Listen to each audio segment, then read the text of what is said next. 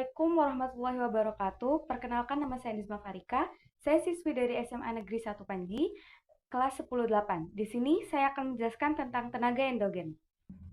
Baik, yang pertama di sini saya akan menjelaskan tentang apa itu tenaga endogen. Tenaga endogen adalah tenaga yang berasal dari dalam bumi yang menyebabkan perubahan bentuk permukaan bumi.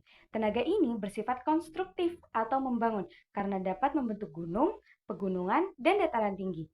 Tenaga endogen terjadi karena adanya yang pertama, panas dalam bumi, yang kedua, tekanan dari dalam bumi, dan yang ketiga, pergerakan lempeng tektonik.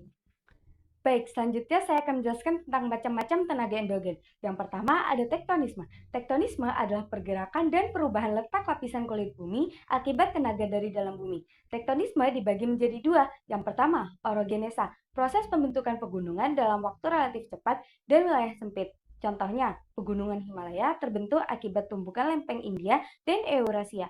Yang kedua, epirogenesa, gerakan naik atau turunnya daratan secara lambat dan dalam wilayah luas. Contohnya, naiknya daratan pantai, turunnya daratan sehingga terjadi banjir rob. Baik, yang kedua ada vulkanisme. Vulkanisme adalah aktivitas magma dari dalam bumi menuju permukaan. Vulkanisme dibagi menjadi tiga. Yang pertama, intrusi magma.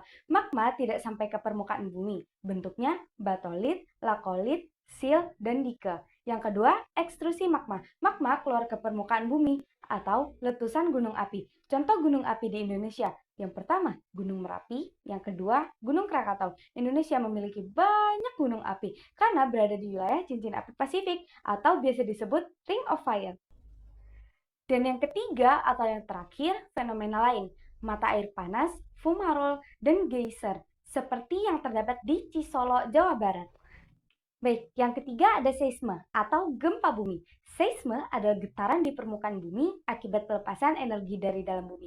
Jenis gempa bumi ada banyak. Yang pertama, gempa tektonik. Gempa tektonik terjadi akibat pergeseran lempeng. Yang kedua, gempa vulkanik. Gempa vulkanik terjadi akibat aktivitas gunung api. Dan yang ketiga, gempa runtuhan. Indonesia sering mengalami gempa karena berada di pertemuan tiga lempeng besar. Yang pertama, Indo-Australia, yang kedua Eurasia, dan yang ketiga Pasifik. Ada pula dampak tenaga endogen. Tentu saja ada dampak positif dan dampak negatifnya. Dampak positifnya yang pertama, tanah menjadi subur. Yang kedua, terbentuk sumber daya mineral. Yang ketiga, potensi wisata alam. Dan dampak negatifnya, yang pertama terjadi gempa bumi. Yang kedua, terjadi letusan gunung api. Dan yang terakhir, tsunami. Kesimpulannya, tenaga endogen adalah tenaga dari dalam bumi yang berperan besar dalam membentuk relief permukaan bumi.